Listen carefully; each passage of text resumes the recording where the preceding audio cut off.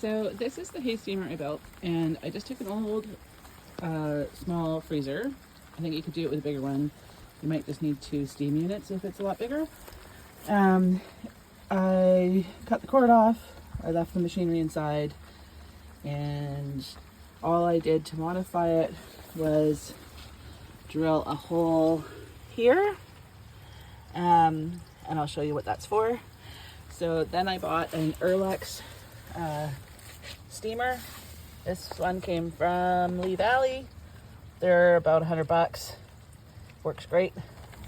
The cord on these, like this steam hose thing, it gets hot and it's really fragile. So this breaks if you tap it at either end.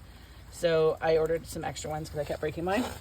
And then I went to Andrew Sherritt, and I took the hose in and I explained to them what I was doing, and they gave me all these fittings to put it together and a piece of copper pipe.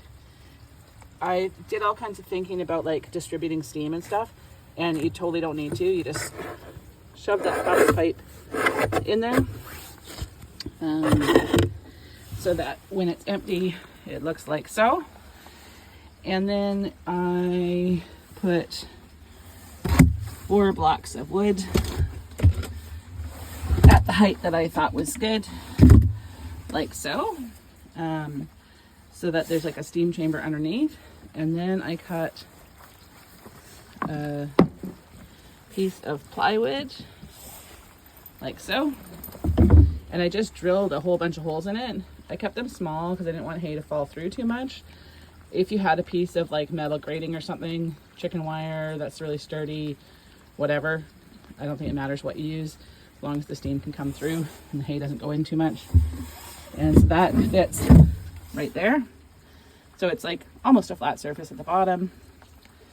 And then I use it by putting my hay in its nets, and I stuff them in there, close the lid, and importantly, this is the little drain plug. It's been damaged by the heat.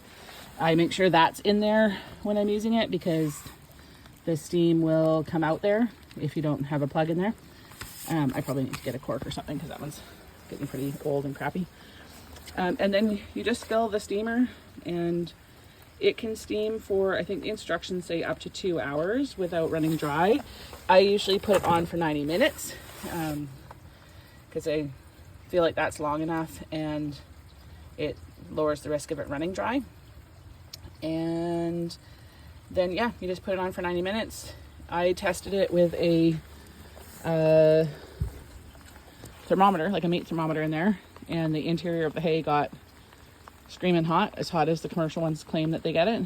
So yeah, when the 90 minutes is over, I just open the lid, let the steam escape, feed the hay. It comes out really hot. If you have metal fittings on your hay nets, it burns your hands. Like, it's hot.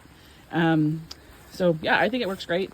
If I was doing more, I would get a bigger freezer and put 2 of those steamers in it, because I think it's probably close to the limit on one this size.